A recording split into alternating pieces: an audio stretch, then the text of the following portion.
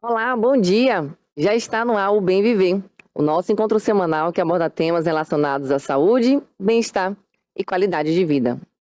O tema de hoje é bem vasto. Nós vamos falar sobre distúrbios gastrointestinais, gastrite, refluxo, H. pylori, síndrome do intestino irritável, intolerâncias alimentares. São alguns dos problemas que nós vamos falar hoje aqui no Bem Viver. E aqui no estúdio temos a gastroenterologista e endoscopista que vai falar sobre as principais doenças, os principais distúrbios gastrointestinais comuns, mais frequentes. Vai falar também como prevenir e tratá-los. Seja bem-vinda, doutora Lorena Piton. Bom dia. Bom dia, Priscila. Primeiro, gostaria de agradecer o convite por estar aqui nesse programa. E é um prazer poder falar, né, dos temas relevantes da gastroenterologia. O prazer é nosso, uma satisfação imensa. Pelo como vocês viram, né, eu falei já de alguns distúrbios, são inúmeros. Nós vamos tentar falar de alguns. E vamos começar com o refluxo. Vamos falar um pouquinho sobre o refluxo. O que é o refluxo, doutora?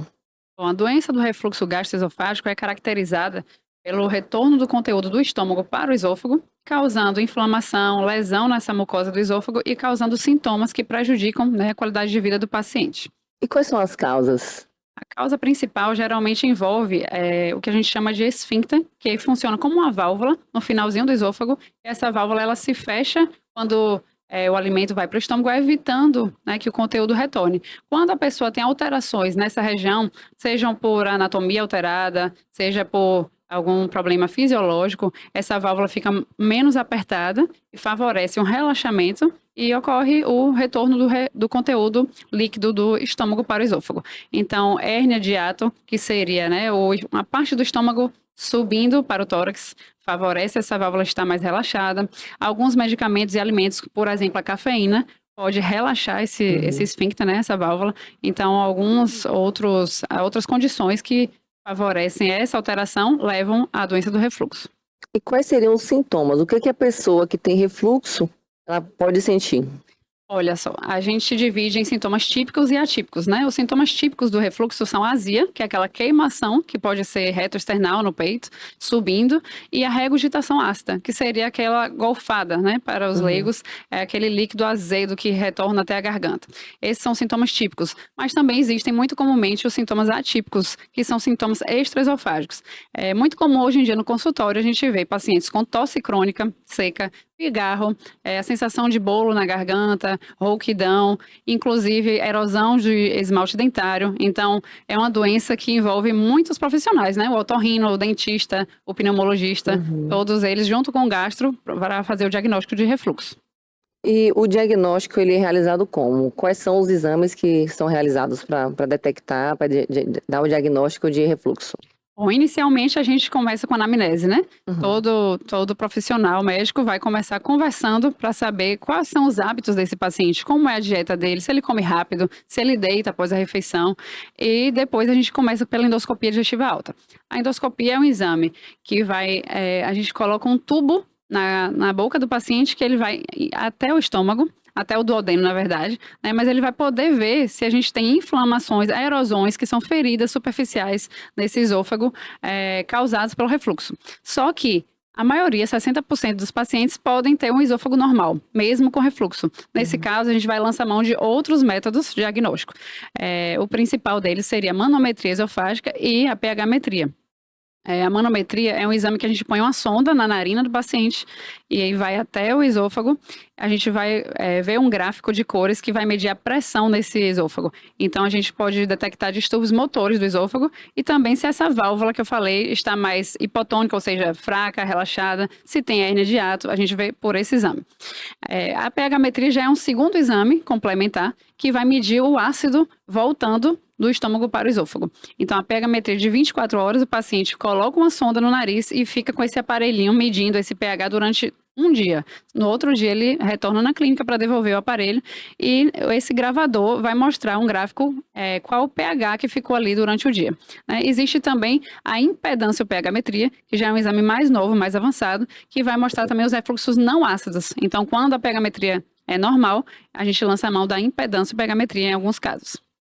Essa sonda, então, da manometria fica no esôfago e a outra pH-metria fica mais abaixo, fica ao estômago? Não, Ou na não? verdade, a manometria vai localizar esse esfíncter, porque cada um tem uma altura, né, e Ah, um tamanho de entendi. esôfago. Aham. E a gente geralmente põe 5 centímetros acima desse esfíncter a sonda de pH-metria. Então, ela Uhum. fica lá fixada, né, o paciente fica com um micropórezinho, Sim. geralmente, aqui nessa região, no pescoço, e fica fixa, para ela não ficar se movimentando ao longo do dia. Então, quando esse refluxo sobe o ácido, acima dessa Ah, região, favorece o refluxo. entendi, entendi. E sobre a gastrite? O que que é gastrite, doutora?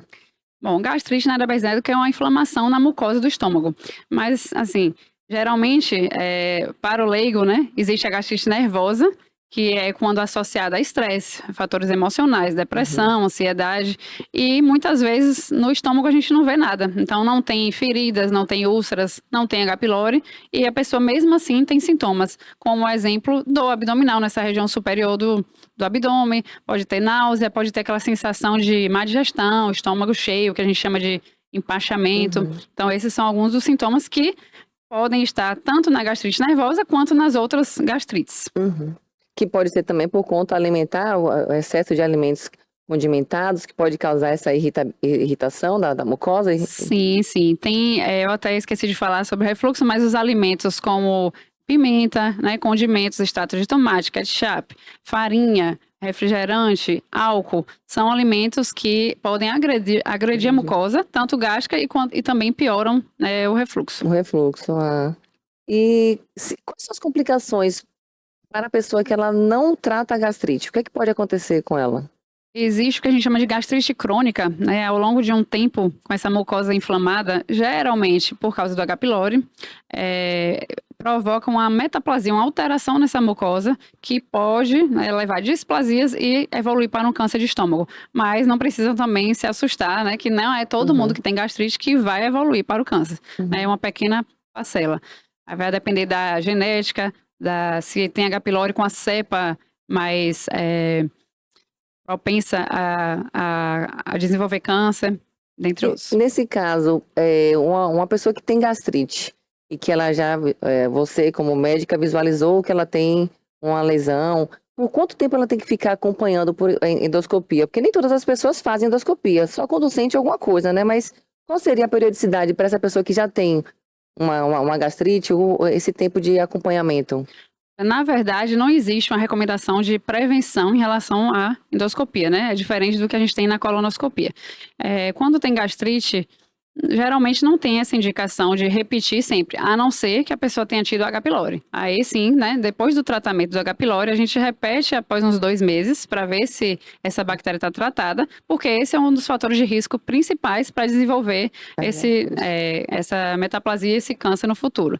Em relação a pessoas que têm, por exemplo, história familiar, né, de câncer de estômago, aí sim a gente faz acompanhamento mais de perto, e pessoas que já têm essas alterações na biópsia, como metaplasia, displasia, aí sim precisa fazer ou a cada 2 anos, a cada 3, né? Então Era, depende de cada paciente. era essa a curiosidade que eu tinha, porque eu não sabia se, como a colonoscopia, que já já a gente já vai falar, tem um período certo, né, específico, Uhum. um intervalo, né, para poder fazer. Eu queria saber se a endoscopia teria também. E no caso, continuando sobre a gastrite, o tratamento, como que é realizado o tratamento, doutora? Na maioria dos casos se baseia no uso dos inibidores de bomba de prótons, né? Que seriam os conhecidos prazóis, omeprazol, pantoprazol. Hoje em dia já tem uma gama de similares aí, deslanzoprazol, e tem também o mais novo no mercado, que é o avonoprazana. Eles agem inibindo a produção de ácido no estômago e, consequentemente, vão melhorar aí os sintomas e a consequência do ácido no estômago e também no refluxo. Mas, aliado a isso, claro, a gente tem que fazer a mudança do estilo de vida, né? Uhum. Então, tem que ter uma dieta adequada, balanceada, com menos processados, industrializados, gordurosos, evitar álcool, ter uma qualidade de sono, atividade física. Então, tudo isso está envolvido, porque a gente não usa continuamente esses medicamentos, porque eles Uhum. também, a longo prazo, têm efeitos colaterais. Aí, usa por um determinado momento, mas tem alguma suplementação, algo natural que é feita também? A gente usa geralmente por 4 a 8 semanas, né, em geral. para poder melhorar os sintomas, mas às vezes os pacientes precisam usar mais tempo porque tem um efeito rebote, por exemplo, quando retiram o omeprazol, eles passam a ter dor de novo, e aí por isso que muitas pessoas estão causando dependência. Esse uso de omeprazol contínuo causa, por exemplo, a deficiência de vitamina B12, né? E às vezes a gente precisa sempre pesquisar naqueles usuários crônicos da B12, do magnésio, do cálcio, porque podem estar reduzidos e a gente precisa repor, né? Mas de praxe a gente não repõe vitaminas sem ter a deficiência delas. Essa história sobre chás, uma pergunta, uma curiosidade que eu tenho. Chás digestivos, pode ser utilizado? Tem algum problema da pessoa ingerir, fazer mal ou é recomendado? É muito famoso o chá de espinheira santa, né, e o chá de boldo para ajudar na digestão. Muitos pacientes relatam melhora realmente. Porém, a gente tem relatos na literatura de hepatotoxicidade. Então, alguns chás, inúmeras ervas, mesmo sendo naturais, né, plantas, elas podem causar, não em todas, mas em algumas pessoas que tenham uma predisposição e às vezes dose dependente, se usar litros todo dia, né, vai ser diferente de usar uma xícara de chá de vez em quando. Existe também alguns chás como camomila, hortelã, parece também ter um efeito benéfico e não tem tanto esse relato de hepatotoxicidade. Então é bom ter cautela na hora de utilizar os chás, né? Porque é natural que pode, né, utilizar e abusar. Doutora, nós ouvimos falar muito sobre gastrite relacionado com H. pylori. O que é o H. pylori? H. pylori é uma bactéria, né, que se aloja geralmente só na mucosa gástrica, então ela não vai para a corrente sanguínea, não causa outros problemas sistêmicos, geralmente causa gastrite, pode causar também duodenite, úlceras, né, se não tratado, e ela também pode desenvolver um risco maior de câncer de estômago. Então existem algumas cepas, alguns tipos de H. pylori que são mais cancerígenos do que outros. Então, assim, como 70% quase da população tem essa bactéria, não é todo mundo que vai desenvolver câncer, né? Não precisa se apavorar também com a H. pylori. Tem um tratamento específico com antibióticos, a gente utiliza durante 14 dias, é um tratamento um pouco custoso e também um pouco chato, porque dá efeitos colaterais, náuseas, né? Pode causar diarreia, os antibióticos alteram a flora intestinal, mas existe tratamento, né? E pode ser erradicado, que é quando a gente repete o exame, a gente faz biópsia e vê que não tem mais a bactéria, para ficar mais tranquilo, porque algumas pessoas, inclusive, têm uma resistência ao tratamento e podem precisar de 2 ou 3 tratamentos. Tá? E como seria a transmissão do H. pylori? A transmissão, o que é mais assim preconizado é que a transmissão é mais através de ingestão de água e alimentos contaminados. Ou seja, frutas, verduras, salada, folhas que não estão bem lavadas, né, mal cozidas. A gente tem que ter aquele cuidado de lavar antes de consumir com hipoclorito. E existe também essa associação de, por exemplo, passar pela saliva. Muitos pacientes perguntam isso, né, se o esposo pode pegar. É relatado sim, mas assim, é um caso mais raro que não tem comprovação científica, né? Na literatura é possível, mas o que o que é sabido é que geralmente é pela ingestão dos alimentos mesmo. Você mencionou que o H. pylori, ele pode aumentar o risco de câncer de estômago, mas sem ser esse risco extremo, o que é que a bactéria em si pode causar de sintomas no paciente? Assim, infelizmente, a maioria das pessoas é assintomática. Então, muita gente tem, né, e não sabe. 90%, na verdade, das pessoas. E uma parte delas vai ter empachamento, aquela sensação de estômago cheio, né, alimenta pouco, mas parece que comeu muito, náusea, outros têm dor. Mas a H. pylori em si, só quando ela causa, tipo, úlceras, né, que aí vai ter uma dor mais intensa, que chega à emergência. Mais avançado, né? Mas a gastrite por H. pylori, muitas vezes, né, são sintomas leves mesmo. Doutora, uma curiosidade aqui. Quem tem gastrite tem mau hálito? Essa também é uma dúvida comum, né, nos pacientes que têm mau hálito, acham que a maioria está na causa no estômago, mas na verdade 90 a 95% está na boca. Então, o paciente às vezes já vem do dentista falando que fez limpeza, mas não basta só uma limpeza, né, comum. Então tem que ver se essa língua tem saburra, né, tem a língua branca, se o paciente tem cásio, aquelas bolinhas brancas na amígdala, pode ter, quem tem prótese dentária, que às vezes acumula bactéria, fungo, né, nessa região do céu da boca, e doenças da gengiva também. Então, só 5 a 10% vai estar em outras causas sistêmicas do mau hálito. Pode ser até sinusite crônica doenças pulmonares, o refluxo, né, como volta ali o ácido, pode alterar essa flora da boca, e a gastrite, assim, uma porcentagem bem mínima, na verdade, e o H. pylori. É interessante saber, porque muitas pessoas pensam assim, eu tenho gastrite, o meu mau hálito é por conta da gastrite, então... Pois é, isso é um mito. É um mito. Outro tema que temos ouvido com frequência aqui, e que está super em alta, são as intolerâncias alimentares, né? Vamos falar então sobre a intolerância à lactose. O que está havendo, doutora, para ver esse aumento do número de pessoas intolerantes à lactose?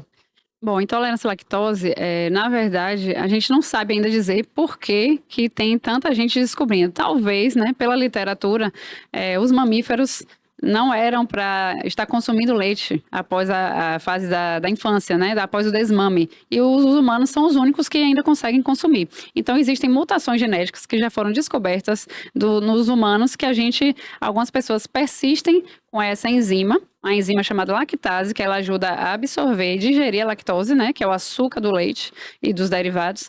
Então, algumas pessoas têm mais tolerância do que outras. Talvez antes não falávamos muito desse assunto e não tinha tanto também acesso ao diagnóstico, e nos últimos anos vem sendo mais difundido. Às vezes a intolerância é bem variável, né, de pessoa para pessoa. Algumas pessoas têm só a distensão, gases, outras têm diarreia imediatamente, outras sofrem com cefaleia, inclusive enxaqueca, por causa da intolerância à lactose. Geralmente são sintomas imediatos, né, de meia hora a 2 horas após o consumo, e a pessoa tem dor, distensão e diarreia, e também mais raramente pode ocorrer a constipação, porque ocorre uma fermentação, né, nas bactérias do cólon, com essa lactose que não foi digerida, e isso causando, né, mais esses gases, esses sintomas aí. Agora, a intolerância à lactose, geralmente, ela não causa inflamação, né? Como algumas pessoas dizem, inflamação no intestino, não causa risco de câncer. Ela só vai provocar realmente esses sintomas, né? Que algumas pessoas podem tirar a lactose para melhorar a qualidade de vida, e outras até preferem continuar consumindo e tendo esses desconfortos, né? Caso seja algo leve. E como que é realizado o diagnóstico da intolerância à lactose, doutora? Nós temos no nosso meio disponíveis basicamente 2 testes. O teste respiratório de tolerância à lactose, que é feito com... A gente ingere um líquido, 25 a 50 gramas de lactose, e o paciente fica soprando num aparelho que vai medir o gás hidrogênio que ele expira. Então, a produção de gases pelo intestino vai começar a aumentar, né? E ele vai, de meia em meia hora, ele vai soprar nesse aparelhinho e vai mostrar que esse gás está subindo. Aí a pessoa tem sintoma também, né? Na hora do exame ela pode ter diarreia, gases, e isso caracteriza a intolerância. O outro, que é mais disponível, que os convênios geralmente pagam, é um teste sanguíneo, que a gente chama de teste oral de tolerância à lactose. Esse teste também vai, em jejum, o paciente vai ingerir esse líquido. Antes do líquido, ele vai colher o sangue, vai colher uma glicemia, e de meia em meia hora ele vai colher outras dosagens de glicemia. Então, se essa glicemia não subir, isso considera uma má absorção à lactose. Porém, nesse teste, a gente tem já uns vieses, né? Pode ser alteração pelo paciente ser diabético, ele já vai estar com a glicemia muito alta, ele pode ser pré-diabético, então sofre essas alterações, então não é o teste mais fidedigno, né? O principal aí seria o teste respiratório, e existe também ainda o teste genético, que a gente não usa tanto. E o tratamento, como que deve ser feito, doutora? O tratamento é basicamente a dieta isenta de lactose. Então, tem que tirar leite e derivados, né? Iogurte, queijo, chocolate, creme de leite, tudo que tiver laticínio de origem animal, a gente deve tirar. Às vezes, o paciente pode também optar por consumir leites de origem vegetal, como de castanha, de arroz, de soja, né? E tem também a enzima. Hoje em dia, esses pacientes, para não ficarem, né, sem consumir, eles podem usar a enzima lactase antes de ingerir o alimento, para evitar que sintam esses desconfortos. Outra intolerância também que tem sido muito comum relatada é a intolerância a glúten, né? Fala um pouco também, doutora, sobre a intolerância a glúten. O que acontece com o paciente? A intolerância a glúten já é bem diferente da lactose, porque é uma doença mais rara, ocorre em 1% da população mundial, né? E a gente chama de doença celíaca. Quando a pessoa tem doença celíaca, geralmente tem uma alteração genética, né? É uma doença autoimune, e o corpo vai reagir com a gliadina, que é uma proteína presente no glúten. O que é o glúten? O glúten está no trigo, na farinha de trigo, então nos pães, nas massas, macarrão, etc., bolos, na cevada, que está na cerveja, na aveia e no centeio. Então, esse grupo de alimentos, quando o paciente ingere, ele provoca uma inflamação no intestino, geralmente no intestino delgado, no duodeno, e causa uma atrofia. Então, esse intestino inflamado, ele não vai absorver vitaminas, né? Ele pode causar anemia por falta de ferro, deficiência de vitamina B12, vitamina D, osteoporose precoce, pode ter um retardo de crescimento. Então, poucas pessoas começam sintomas desde o início da infância. Algumas pessoas só vão diagnosticar intolerância ao glúten na fase adulta ou até idosos. A gente vê, às vezes, pessoas com poucos sintomas que vão fazer uma endoscopia por um sintoma de gastrite, né, comum, sintoma de náusea e tal, e a gente na endoscopia observa aquele duodeno irritado ou atrofiado. Então, o diagnóstico é feito pela biópsia desse duodeno. Essa biópsia vai confirmar que tem inflamação e atrofia, e também a gente faz testes sorológicos. Então, tem um anticorpo que pode dar positivo, né, que chama-se antitransglutaminase, e quando tem positivo, é um sinal de que a pessoa tem doença celíaca. Aí a gente faz o controle, né, o tratamento nesse caso, a pessoa não pode ingerir glúten de jeito nenhum mais. É diferente da lactose, que ela pode consumir e sentir mal, né, de vez em quando, mas o glúten, existe um risco de apresentar linfoma. Então, se o paciente fica ingerindo glúten ao longo da vida, ele irrita, né, esse duodeno e pode ter um risco maior de desenvolver câncer. Então, por isso, é uma dieta totalmente isenta. Ainda não existem, né, vão surgindo aí algumas enzimas para ajudar esses pacientes a consumirem, mas por enquanto tem que ser baseado na dieta mesmo. Então, o tratamento baseia-se então na suspensão dos alimentos com glúten, não dá para tolerar como a lactose. Então, Exatamente. Suspende. E teria alguma medicação para essa pessoa? Somente a suspensão Só mesmo? Só suspensão, por enquanto. Existe, diferente da intolerância ao glúten, a sensibilidade ao glúten, né? Então, pessoas que têm queixas com distensão, gases, diarreia, quando ingerem esses alimentos, mas que quando a gente faz os exames, estão todos normais. Então, esses casos são menos graves, digamos assim, né? Que a pessoa só tem o sintoma quando ingere, mas não é celíaco. Então, a gente é mais tolerante para poder a pessoa consumir. Vamos agora para outro distúrbio gastrointestinal, que é a síndrome do intestino irritável.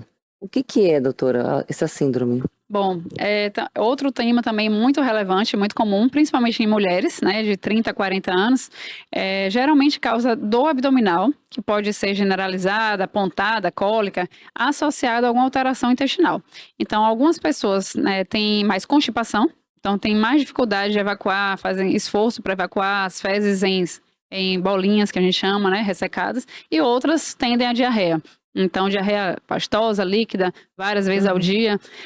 Geralmente, o que caracteriza a síndrome é que não existe, assim, um teste diagnóstico, né, para dizer síndrome do intestino irritável. É um diagnóstico de exclusão. Então, a gente faz exames laboratoriais, colonoscopia. A colonoscopia geralmente é normal. Então, não há inflamação, não há colite, não há úlceras, erosões que causem esses sintomas, né? Então, esses pacientes geralmente têm uma associação muito alta com estresse, ansiedade, fibromialgia, enxaqueca. Então, tem uma série de doenças sistêmicas que estão envolvidas. E por isso, o tratamento da síndrome tem que ter, né, associado psicoterapia. Então, a gente encaminha para o psicólogo, às vezes para o psiquiatra, porque precisa tratar também a parte emocional, né? A gente recomenda yoga, meditação, atividade física, além da dieta, que é fundamental. Então, o nutricionista tem que ser especialista nessa área, porque precisa evitar uma série de alimentos que fermentam. Então, é como se fosse uma hipersensibilidade no intestino dessas pessoas que, por exemplo, feijão, arroz, lentilha, grão de bico, brócolis, alguns alimentos causam mais gases nessas pessoas e causam dor.